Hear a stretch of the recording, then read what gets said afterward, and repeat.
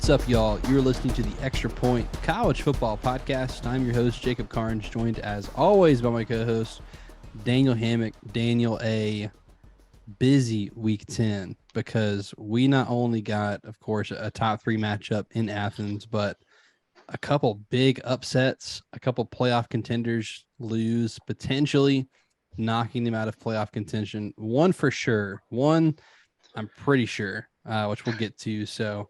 But we'll talk about all 7 games we previewed as well as some other stuff. We'll hit on what we think the committee's going to do on Tuesday night. But without wasting any time, Daniel, we got to start with the big one. We had a 1v1 matchup, number 1 in the AP, Georgia, number 1 in the selection committee, Tennessee. Georgia wins 27-13 in Athens, and it didn't feel that close. Yeah, that's fair. This one was very much my first feeling when I started watching the game was Georgia was receiving. And I'm like, okay, so Georgia's trying to keep the ball away from Tennessee's offense, maybe wanting to go ahead and get an early lead, and I was like, okay, they mentioned starting fast, very important against this team. They come out and they fumble, and my first thought was they can't lose possessions in a game like this. And then Tennessee comes down the field a little bit and then ends up being held to a field goal. And I counted that as a win for Georgia at the time, but still kind of wondering if that possession was going to come back to bite Georgia. It did not. They were able to drive down the field and score on the very next drive. And so that kind of led to, okay, Georgia settled into this game. They've been here before. But, I mean, the story is Georgia's defense. I mean, we're questioning that was, the matchup was Tennessee's offense versus Georgia's defense that we've been breaking down all day, every day for the past, at least week. It's felt like 3 weeks. But, would Georgia be able to slow them down or stop them? And most people were saying that, nobody can do that. Before the game, you and I were talking, and obviously we had the preview show. I just did not feel like Tennessee was going to score a lot of points. I did think it would probably be in the 20-something range. But, for the season, the lowest they've scored is 34. So definitely didn't know what to expect there. Georgia, they just manned up on Tennessee's receivers. Their defensive backs did, and they stopped them. They stopped them from running the routes they wanted to run. They had some penalties here and there, but they were really – the big thing was they were just challenging them at the line of scrimmage and getting them off of their rhythm. And you add that with what Kirby Smart was equating to an extra half a second that the pass rush was able to get off with the crowd noise. And between the two of those, Hendon Hooker was looking at a lot of red jerseys in the pocket. And, I mean, what was it, 9 sacks? So 7 sacks. 7 sacks. Georgia was aggressive on defense. So I went to the game. I was in Athens on Saturday. I mean, most of the people who listen to this show know where our loyalties lie in this game. But so I was at the game and love being at a game, being able to see all 22 players. Wish they'd show that more on TV. But man, Georgia did what we thought they would do on defense. They manned up. They played press coverage. They were aggressive and physical with their receivers. And then multiple that times 3 or 4, that's how they were in the defensive front as well. They held Tennessee to under 100 rushing yards with a 5-man box. They threw their simulated pressures that they threw at Tennessee. That offensive line never caught on to where their pressure was coming from. Like you mentioned, 7 sacks on Hendon Hooker, twice as many quarterback pressures. He was on the ground all night. And what it does is they had, especially early, they had a couple of times where Hyatt on a couple of deep balls broke free. Tillman had one. Brew McCoy had one. And the balls were not accurate because of the pressure that was in Hendon Hooker's face. And that's what getting pressure can do is you're able to like give up a step on the back end because the throw is just not going to be as accurate if he doesn't have all day. So I thought all the credit to Georgia's staff and players for how they practiced and prepared for this game. That was a team that walked in very confidently, calm and collected, and knew their game plan and executed.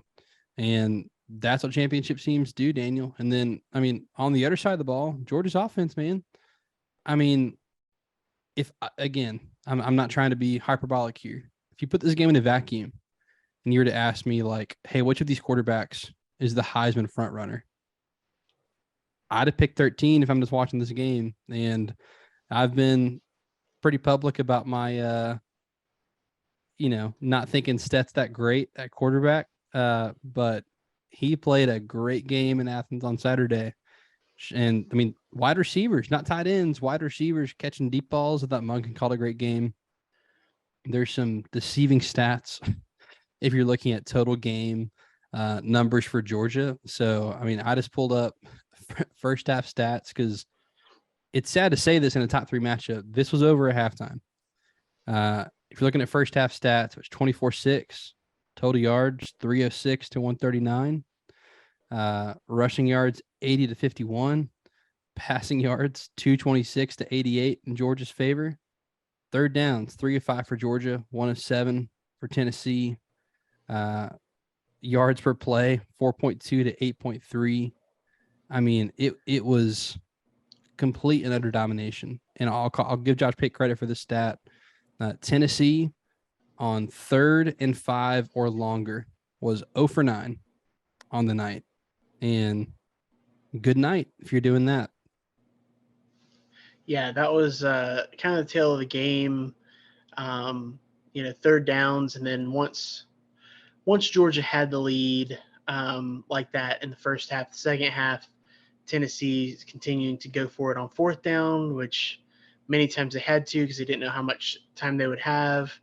When Georgia, you mentioned it before we got on, but had that drive in the third quarter that basically ate up the rest of the third quarter. I believe you said it was 9 minutes.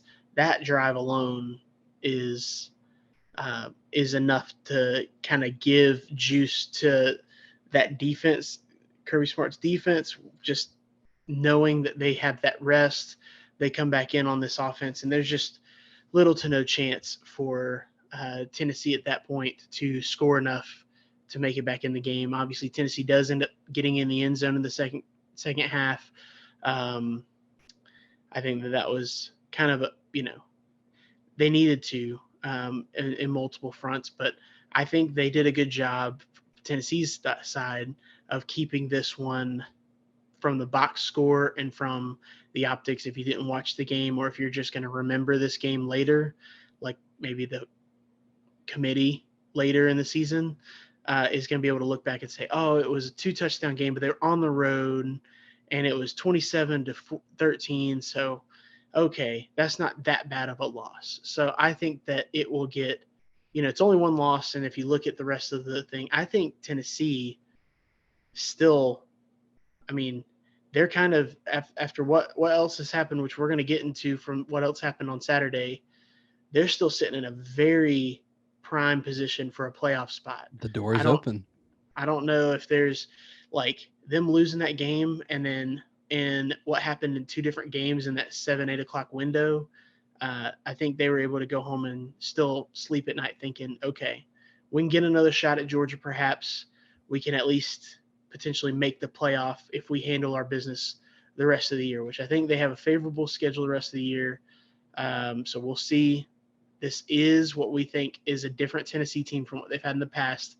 They just have to make sure going forward they don't have that hangover effect of losing this game and then it causing them to play poorly in the next game. So I think that they've got the team to win out like we expect, and to potentially be in that top 4. I know I'm teasing ahead what we might be talking about later, but yeah, they are still in a great spot for that. But as far as the East, that's over. And as far as, going to the SEC championship, potentially playing, a team from the West to be named later, that's over. So Yeah. Don't let Georgia beat you twice. If you're Tennessee, I mean, this game was one of the line of scrimmage. If you want to see a sign of a very well coached team, go watch how Georgia tackled on Saturday.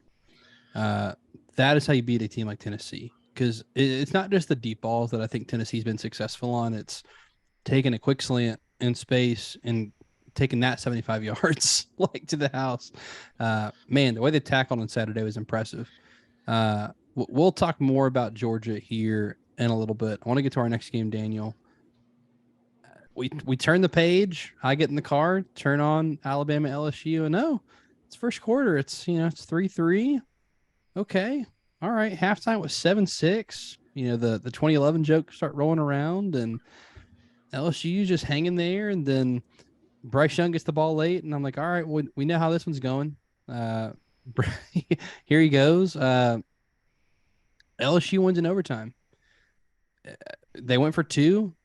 Perfect play call. Jaden, I mean, it was a great play call too on the first play. Their touchdown play in overtime. Uh, Brian Kelly goes to the win and wins, and now LSU is in. They control their own destiny in the SEC West. They would have to lose twice for Alabama to win the SEC West. And 10-2 LSU is very alive. I have a couple of points in this game, but want to throw it to the captain of the LSU bandwagon, Daniel. How are you feeling, man? Let's call this the Brian Kelly bandwagon because it was him coming to LSU, which gave me the confidence that they would have this kind of a season. Granted, way back in April and May when I was making this declaration early, that was largely based on Miles Brennan being the quarterback. I did not anticipate Jaden Daniels having this good of a season, although I'm not surprised that he is growing under Brian Kelly, who has shown in years past that if he has a mobile quarterback that can get out of a few things and kind of give them a little extra gear on offense, that he's dangerous. And my goodness, he used him, to perfection. I will say, late in the game, they were in the game the whole day, but late in the game, LSU's offense really clicked. They were able to make those drives when they needed to. You can tell the team is really taking after Brian Kelly as far as just being a very disciplined, well coached team. The defense, Matt House is doing a phenomenal job with the defense. They had Harold Perkins spying a lot of what Bryce Young was doing. I think that there's just the defense as a whole, the secondary, we had a lot of questions. They played up to the standard, I think, and that's a game that they give up, 31 when you're counting the overtime. And the regular, 24 points is not bad for, regulation. So I like how their defense played over the course of the game. Bryce Young, you and I are still obviously super high on Bryce Young. We both think he should and will be the number one overall pick in the NFL draft. He's a special dude. But LSU, they, at the end of the game when they needed it the most, they got it. And you look at the development of some of these players like tight end, Mason Taylor caught the game-winning 2-point conversion, caught a go-ahead touchdown earlier in the fourth quarter. He was responsible for, I don't want to say he's responsible for the loss to FSU at the beginning of the year, but he had some key drops and miscues down the stretch. And then now you look at him and he's helping them take down, top 10, number 6 Alabama. So huge, huge, huge. And I heard this, I think it was Dari Noka said it on the SEC network when describing the decision for Brian Kelly to go for 2, that it was a decision not only for this year, but for going forward with this team, with this state, with this, organization, everything like that for Brian Kelly. It was his way of, setting a standard and a statement by that one play being able to really, we've talked about fit in the past, and there was a little bit of not sure if he's going to fit this or that or the other. And I was like, well, when he wins 10 games this year, everybody's going to think he fits. And I was mostly tongue in cheek early when I said that. But now the more it's kind of coming to fruition, you're seeing the effect he's had on this team. This is a very proud fan base. If you're loyal to them, they'll be loyal to you. Personally, I feel this with my sister-in-law and her family, who are all huge LSU fans. They were very not in on Coach Kelly to start with. They didn't like the fake Southern Cajun accent that he tried to creep in there. And then they all still love their own, even Ed Orgeron giving them 2 500 seasons. When I told her that I think that they're going to win 10 games this year, she was like, no, you're crazy. They're going to win 3. And I was like, okay. And then now here we are. And I'm getting texts from them and their side of the family saying, hey, we believe now. To be completely fair, I still don't get it. I still don't get how they've done it. I still think they've benefited from some luck. But here they are. They It's beat college Alabama. football, Jacob. It's college football. It is college football. So I can't believe I'm saying this with Alabama. 2 huge coaching misses in this game. Going for 2 both times. You kick an extra point either one of those times, you win the game, because that drive at the end to go kick the game tying field goal, if you kick the extra point one time, you win by 1. You kick the extra point twice, you win by 2. I am all for advanced analytics. I get it. I've looked at the charts. I did not get either of those times kicking the extra point, especially after not getting the first one. At that point, the math was there. They scored to go up. It was 21-17. So at that point, LSU, it's already a 4-point game. So LSU needs a touchdown regardless. If you get the 2-point conversion, it's 23-17, which means a touchdown ties it, extra point wins. So it does you no benefit. Like, because an extra point's like a 99% sure thing, right? So like, right. What are the odds you get the 2-point conversion? It's not 99%. So at that point, kick the extra point, you go up 5, which again, a field goal does you nothing. But what do? They miss the 2-point conversion. LSU does go down and score a touchdown. They go up 24-21. So then when Alabama's last drive happened, instead of going to tie the game, they could have been going in for the win and ended up costing them a game. So again, we talked about it in the Tennessee game too. Coaching blunders by Alabama. This is not the Alabama from 2 years ago or beyond that. Is Saban done? Like this staff, he's got to be sick of it. It's strange to say that because Alabama just never loses multiple games in the regular season. I guess they did it, was it 2019, right before they went on their 2020 tirade of destroying everybody. Say Tua got hurt and they lost to Auburn by 3 that year, and it wasn't coaching blunders. This is twice coaching blunders have cost the game. I'm curious if because Jacob, we came into this year coming off of last year with Alabama, coming into this year saying they got the 2 best players in the country, which they still might have. I mean, we definitely think Bryce Young is number 1 player. I'm not cooling off on Will Anderson. No. There's been other defensive players that may have emerged this year that are getting more run just because, they're kind of popping on the scene. Will Anderson still would take him, number 1, number 2 overall in the NFL draft. We're talking about that. But you just talk about players. You got the best offensive player, best defensive player, 2 most important positions if you're counting those. And then a roster full of 4 and 5 stars, and it's just not working. And that doesn't make sense. That doesn't make sense at Alabama. I get it if you're transitioning to a new quarterback. I get it if there's all these things where I can get it. It doesn't click with this. So I don't know.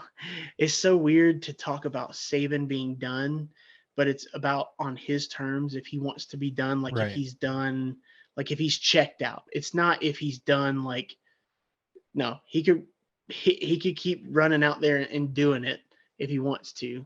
But Right, does right, he right. want? This Does is he does he want want to? to? Yeah, that's my question. That no, and I'm just kind of reframing it for everybody to kind of be on the same wavelength with us, because that's how it seems. You referenced, was it Bud Elliott said that he thinks he's done at the end of this year? Bud Elliott with CBS Sports 24/7.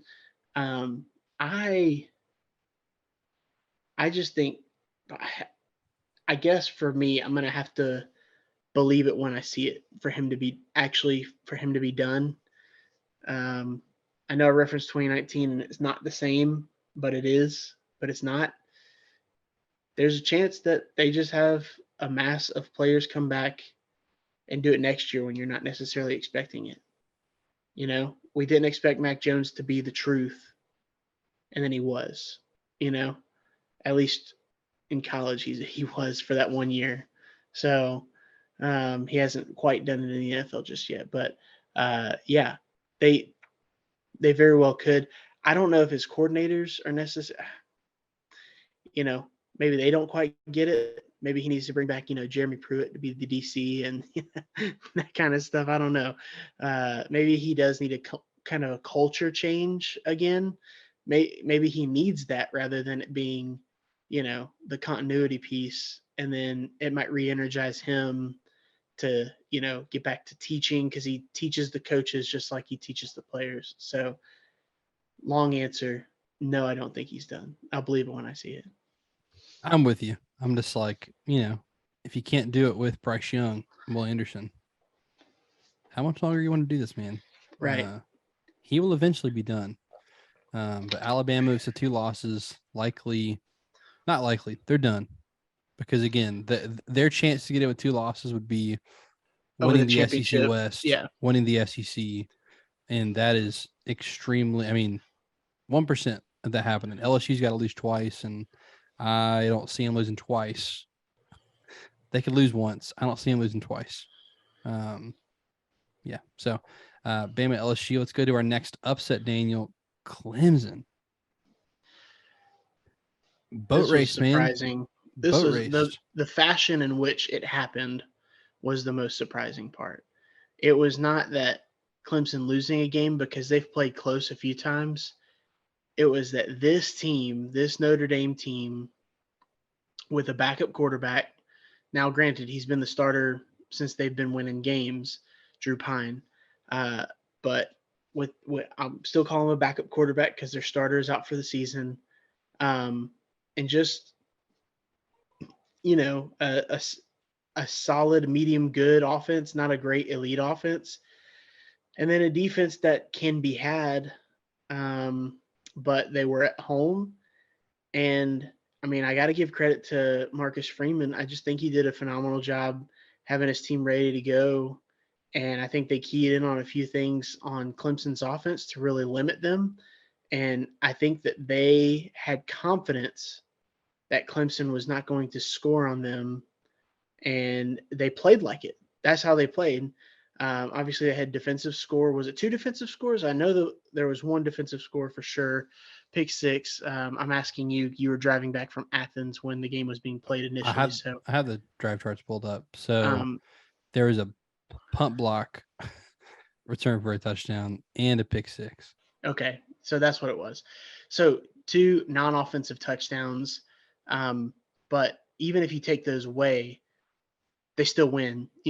That was it was big momentum, and Clemson had to kind of change how they played. But Notre Dame at home, I just come away very impressed and really yearning for if Notre Dame would have just won against Stanford at a minimum, then their 2 losses, Marshall at home. well, I'll say this I was listening to Tim O'Malley. He was on Chuck Oliver's show. Tim O'Malley, writer for GoIrish.com or what, Irish 24/7, whatever their 24/7 site is.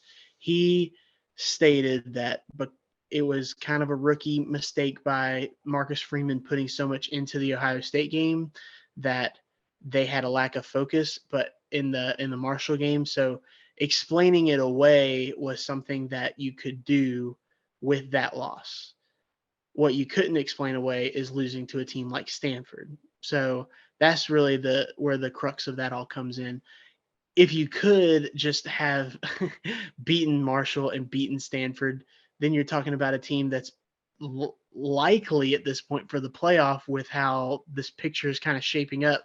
If your only loss is to Ohio State, if Ohio State eliminates Michigan at the end of the year, and, then you're kind of looking at a good at-large bid, even with one loss, if it's just to Ohio State, close, So that's something to, kind of think about. I think that, not to harp on Brian Kelly being a phenomenal coach, but if Brian Kelly's coaching this team, they don't lose those 2 games, and they are sitting with just one loss to Ohio State. And that's just the area where Marcus Freeman is growing.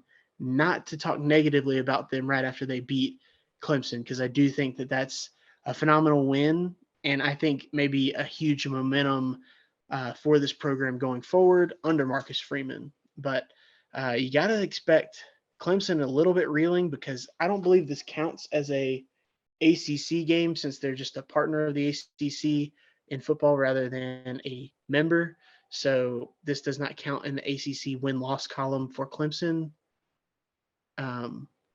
So I've got to read a phenomenal tweet here. I thought you were about to correct me that I was wrong or something. No. So This is Clemson's still undefeated in the ACC.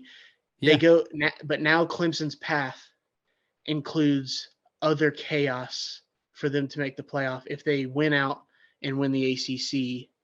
And that's doing a lot of assuming, because, Drake May might have something to say about it. Anyways, what's your tweet? Well, that's a question for later too. Is if they win out, are they for sure in? Because I don't think they are. Well, yeah, that's what I'm saying. They need chaos. Chaos Yep. would be an issue for them to get in, even being a one-loss conference champion.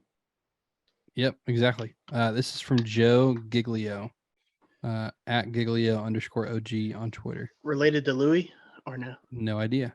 Okay. He said, "Hey, Notre Dame football, totally get the hey, we just want to be on our own thing, but you should really join the ACC. It would be good for you."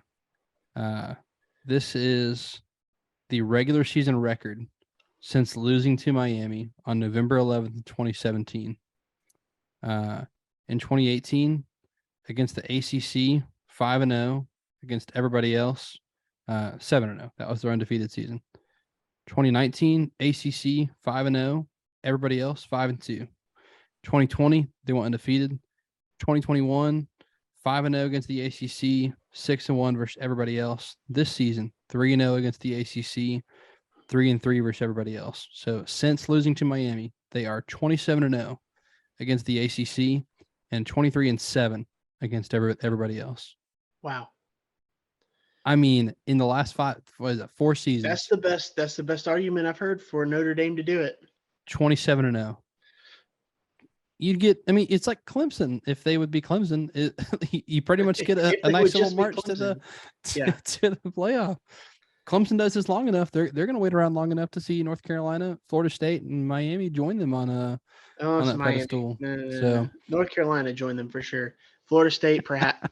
Florida State, or as friend of the show, Jameis Winston would say, Florida State.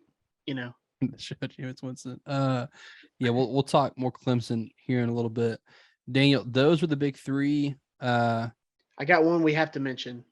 Yeah, I've got it pulled up. I know you know where I'm going. Liberty. Shout out David McDaniel. You and I both big on the Hogs to cover, not only just to win, but we were both doubling down, covering that 13.5 point spread.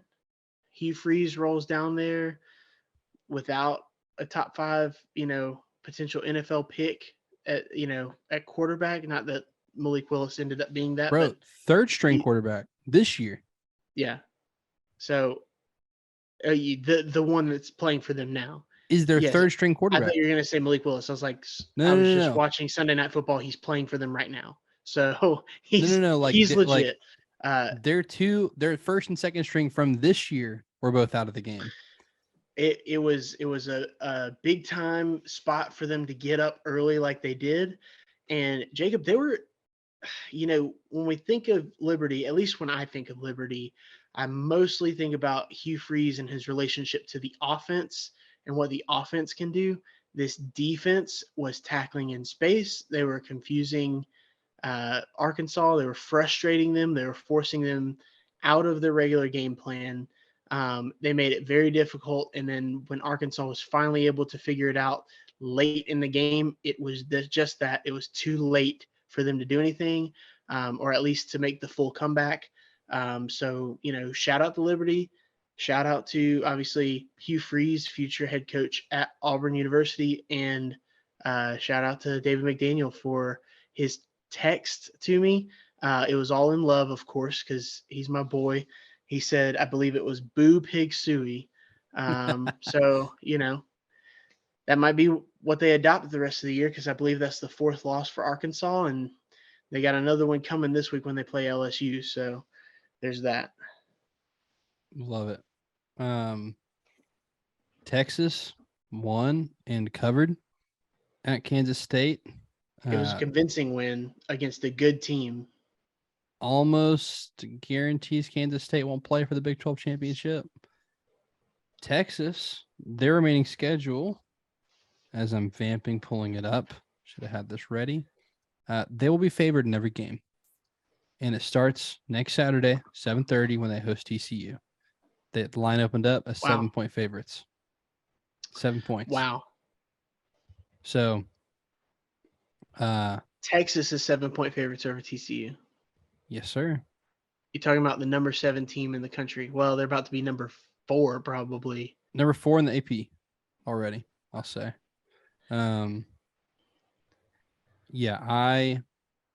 We've seen this before, Daniel. We saw it last Saturday when Vegas opened up an 11 and a half Georgia, Tennessee. And guess what? That line still would have covered. Vegas made a lot of money on that game. I do want to shout out. Thank you, Garrison, for getting me to that game. You asked if you're going to get a shout out on this episode. Garrison, there's your shout out. DGD right there, man. DGD. Texas. I'm just gonna stick by it, man. I said with Quinn Ewers, I think they're the best team in the Big 12. As of right now, I think they're gonna win out. You don't have to pick the game yet. We got. I know. Tuesday. I'm just. All right. I like this game was, like you said, a convincing win on the road against a very good team. The offense looked good. The defense shut down Adrian Martinez, who did play in this game. Makes you think, could Will Howard have beaten Texas? I don't think he would have beaten Texas, but I don't think so. I think that he gives them different. That's the thing. I don't think either one is necessarily better than the other. They do different things well. Will Howard has been a little bit more effective in the downfield and intermediate passing. But I mean, if you're talking about drive charts and stuff, Adrian Martinez getting first downs, running the ball, and just keeping you in positive plays, and he has not been turning the ball over this year by and large. So I think you got 2 right answers at quarterback, and I think they just ran into a better team. I think that's and then, obviously satisfying the week before, seeing Kansas State put it on those fake Cowboys from the Pokes, Okie State. So fraudulent. Friday night, Oregon State, Washington. I don't really want to talk about it because I took Washington to cover, and they won, but not obviously by 4.5. So you got it with the points. I felt like here's the thing. We both made the right call with like Pac-12 after dark Friday night kind of craziness. I mean, we were on it. Like, this game was won on like essentially a last second field goal. So we both had the right, principles in place when picking a Friday night Pac-12 after dark game, 10:30 kick. It was just that I thought Oregon State was the better team, and with 4.5 points, I believed in them. But I intentionally took the opposite of what I thought. I did the George Costanza. I did the opposite, and I thought it would pay off. And when I saw Washington won, I was really excited. And then I looked at the score, and I was really not excited because it wasn't enough points. So, yeah, I'm not going to pretend to know the Pac-12 or the Pac-12 after dark on a Friday night. So The I just have dangerous to game. move on with my life, and just be okay with that. Bo Nix and Oregon continue to roll. It was just Colorado, but he had a reception for a touchdown as well. Heisman. He's in the Heisman category for sure. Um, I know you really didn't get any eyes on it, but North Carolina and Virginia had it on a second screen for a while. Very entertaining game. You had two quarterbacks putting it on the line, and Brennan Armstrong and obviously Drake May. Really starting to buy in on this North Carolina team. Do I think they're a top 4 team in the country? No, I do not. Do I think that they in this season can be a top 10 team? I do. So That defense. I think they can be a top 10 team by season's end. Right now, I think they're solid in the top 15. I think that's right where they should be.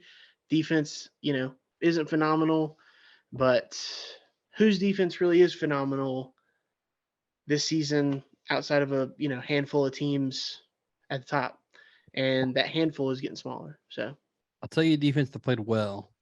That was NC State's defense. Played well on Saturday. They beat Wake Forest 30-21. So Wake Forest will likely drop out of the CFP rankings. NC State. we both took stay. Wake. We both took Wake. I took NC State. Oh, you did, didn't you? I did. You took them to cover. You thought Wake might win the game. Well, NC State was favored by 4.5, weren't they? I don't know. Or was it Wake was? No, Wake was favored. Yeah. I did take them to I cover. thought, Yeah, Wake was favored. I just pulled it back up. come on, Jake. Throwing me off my look, game, making lot it of sound like we're games. not professionals out here, like we don't do this for a living. A lot of games, on, a lot of lines. Be a shout out to Wake. MJ Morris, first freshman quarterback to start a game at NC State since Phillip Rivers. So shout out to him. Gets a dub in his first win, 3 touchdowns, 210 yards. So, and that defense kind of shut Wake down. I mean, 3 interceptions off Sam Hartman. And I think that's just how you beat Wake, is just get him to throw some picks. That's how it's been so far this year. So in the battle of who's the second best team in the ACC, well, maybe North Carolina is going to have something to say about that. But in the Atlantic, looks like it's NC State. So even with a backup quarterback, Daniel, I'm tapped out on games. You got any more? I jokingly talked about the Pac-12 and how we don't really know what we don't know out there. Let me put it this way: I think Oregon's very good, and I think there's 2 other above average to good teams. I don't want to say above average. UCLA and USC are good, and so I'm interested to see how this plays out, and if it's going to be Oregon eventually playing for a playoff spot, because I do think that they are one of the few teams in the Pac-12 that's good on both sides of the ball. So that's just something to keep in mind. I think these other teams can score with Oregon, but Oregon, Dan Lanning is head coach, a little more talent on the defensive side. I think they could pose some issues for whoever they play. So again, I know they play Colorado. I know USC played Cal. I know UCLA played Arizona State. But what really are those teams? They get Arizona State scored 36, Cal scored 35. You look at Colorado, they only scored 10. So, I mean, just throwing it out there. That's something to kind of put a little tab on, keep an eye on it. So the good thing is we're going to get a little bit of round robin from those top 4 teams in the Pac-12. So Oregon still has to play Utah and at Oregon State. Don't count that game out just yet. Consider me counting it out. Hey, don't count out Jonathan Smith now. That's my Beavers you're talking about. Yeah.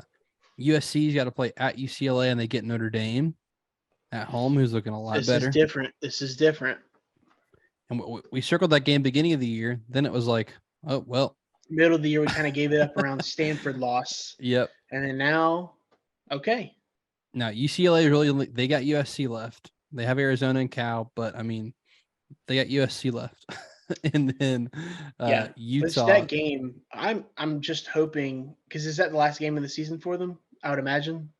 So they play second to last week of the season. Oh, okay, because USC ends with Notre Dame. Yep. Well, then, still, what I was wanting to say, both of them just still having one loss. Is USC have a loss, right? I'm not crazy. Yes, they lost to Utah. Yeah. So So if USC wins that game, UCLA will have one loss when they play. You know, at least what we expect, and then obviously USC plays Notre Dame the next week, where if USC wins, they could still get their second loss, and both of them essentially be eliminated. But the only two teams that can, well, no, I take that back. Oregon's the only team that controls its own destiny in the Pac-12. Obviously, they haven't lost a game in the Pac-12 yet, but right, you've got the UCLA. If they win out, they have the head-to-head with Utah, so like they get in. If USC wins out, Utah has a head-to-head against USC, so they still need Utah to lose. And then Utah, of course, if they win out, they need USC to beat UCLA to get in. And so, Utah, one of their losses obviously is to Florida out of conference. So, well, Utah is playing Oregon. So actually, if they beat they control their own destiny still, because if they beat Oregon, they will have had a tiebreaker that against makes Oregon. Sense. I'm so glad they got rid of divisions. This is fun. Yeah, because essentially it's just still kind of funny because they're still playing a division schedule just without the division. Right. So it's still a little confusing at this point, but not so much of you can just look at the top teams. But I mean, hey, Pac-12 is going to be watchable for these last couple of years before UCLA and USC jettison out for the Big Ten. Daniel, Tuesday night, we are going to get some fresh college football playoff committee rankings. Fresh. Nice and fresh. I'll go first here. I want to know how you would rank the top four and then what you think the committee will do. My top four, pause for dramatic effect. Well, there's one obvious thing. Put it right here on the board. Number one is Georgia. Number one is Georgia. Number two, this is mine, how I would rank the top four right now. Number two, Michigan. I think looking at Michigan and Ohio State side by side this year and watching them and looking at the games, I know Ohio State's more talented. I picked them to win the national championship. I think when they're clicking, they are the best team in the country. It's not been the case so far this year. In fact, Michigan's looked more impressive. So Michigan, 3 Ohio State, 4 Tennessee. What I think the committee's going to do is Georgia 1, Ohio State 2, Michigan 3, and I think they're going to keep Tennessee at 4. You think so? My logic there is how low they had TCU last week, and they talked about teams having balance, and then TCU was down 10 in the fourth quarter this week again, and so they keep winning, but the committee obviously doesn't believe in TCU. I'll be surprised if they all of a sudden were impressed with another close win. And I think the committee is capital C casuals. They're going to look at a 14-point loss and be like, that wasn't that bad against Georgia. I don't think they watched the game. So I think they keep Tennessee in the top 4. What say you? Yeah, it's very similar, obviously, because Georgia's number 1. I think part of this is me just projecting my own gut on what's going to happen, which is not what I should be doing. I guess, that comes later, but I think that Ohio State's better. when they're fully healthy. And, when they play Michigan, I think they'll be at their best. So I do have Ohio State 2. I have Michigan 3. I think those 3 are the obvious top 3 in whatever order you put. That at least includes Georgia at number 1. That's kind of what I expect. As far as 4 goes, it's very tough. It is, because this would be the obvious. If Clemson would have just taken care of business even by 1 point, you probably just slot them in here because of a road win against Notre Dame. Them not doing that causes you to kind of really evaluate, like what we were just talking about, obviously like 1-loss teams and undefeated teams as far as who is deserving of that position. Before we were talking about it, it was tough for me to keep Tennessee in the top 4. Now kind of thinking through it a little more, it basically comes down to TCU or Tennessee, because obviously Alabama dropping out. Clemson's probably going to drop down a couple pegs, specifically because of the nature of the loss, not just losing on the road to Notre Dame. It was losing handily to Notre Dame, who is not, they're a 3-loss team. Yeah, they're a 3-loss team. It's not, the brand carries to a certain extent, but not that much. And then I guess Oregon's also in that. So Oregon, TCU, and Tennessee. Oregon was blown out more by Georgia, so I guess I would have to take them behind Tennessee. Yeah. Tennessee would be, had played Georgia in Athens and played closer than Oregon on a neutral field that was in Atlanta. And I guess part of me is thinking, if I put Tennessee and TCU on a neutral field, who do I think would win? Because that kind of comes into it as well. And I would probably favor Tennessee by at least a touchdown. So, yeah, by kind of deducting it that way, I'm going to go Tennessee as 4. How high does LSU go? This I'll be really interested in. They're at least number 7. I think maybe 6. They got to be 7, I think. That would put them behind Georgia, Ohio State, Michigan, TCU, Tennessee, Oregon. Like, I think those are your top 6.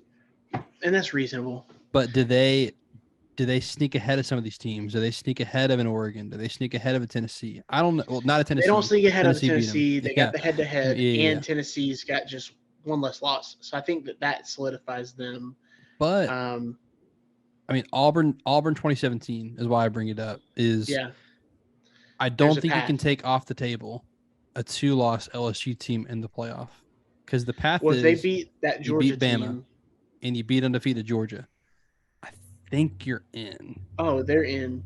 And if Florida State dominating Miami, we didn't even talk about it, but that was, we didn't talk about it on purpose because it's not really a story, but 45-3, this is new era in Florida State. They are, I mean, Miami's bad. That's what you do to a bad team, though, Jacob. That's what you do to a bad team. 45-3. They quit. They weren't messing around. Florida State, I think, you see down the stretch, this Florida State team, which obviously the reason I'm referencing them is the win at the beginning of the season against LSU, which was a very tight game, and close there all the way till the end. So Florida State, as they keep winning, I think that also will keep legitimizing LSU in the sense that, hey, that early loss was to a quality opponent on a neutral field. Yes, it was in New Orleans, but neutral field. So I don't know. You could definitely see, I think you absolutely could see that they definitely have a path, just like what you're talking about, with a potential 2-loss champion. And who better to be the first 2-loss team in the CFP than the first ever 2-loss BCS national champion, LSU. They know how to do it, my friend. They know how to do it. They do. Lastly, Daniel, projecting to the end of the season. As of today, it's November 6th. Who do you think's in the top 4 at the end of the year? November 6th. Happy birthday, Preston. I texted you this morning. I'm not going to put Auburn in the top 4 for you, but happy birthday nonetheless. Or Arkansas, sorry. Or Arkansas. Or Georgia Southern. But I do think so. I think the way it's going, I don't think that like the kryptonite to me for Georgia would be Bryce Young, and they're not going to have to play Bryce Young. So I think that this Georgia team remains undefeated and wins the SEC. I do have confidence kind of looking at that clear picture now for Georgia. So Georgia projecting them as number 1. Like I said, I was leaning on that a little bit with Ohio State, Michigan. I think Ohio State beats Michigan, but I don't think that necessarily means Michigan's out. So Ohio State's number 2, and they're the conference champion. So they're number 2.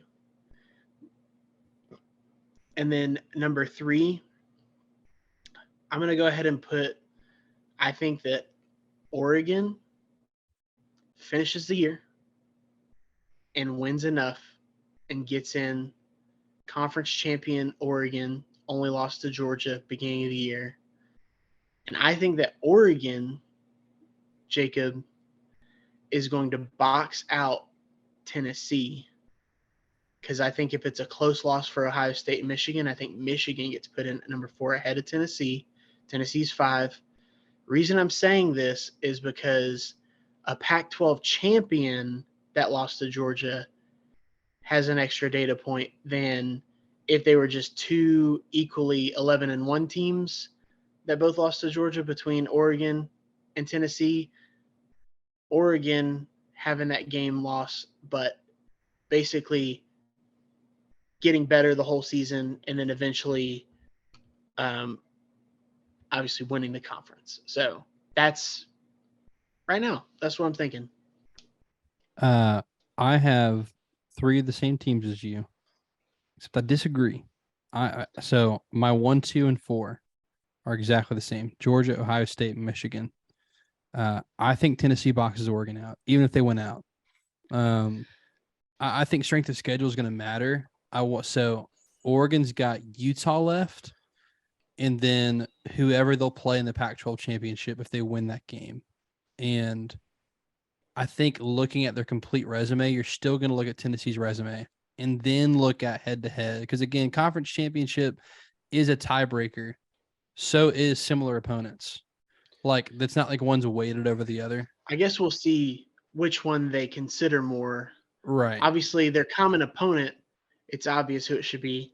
But that same token, conference championship, it's obvious who it should be. So, well, and that's where it's Tennessee was in the Pac-12. What would they have done to the Pac-12 this year with this team? So I think Tennessee, at this point, I would pick Tennessee to still get in, as well as Ohio State and Michigan at this point. There's a lot of college football Bo Nix left. has beaten Alabama before, so does it translate? I also think I'm a big believer in Oregon.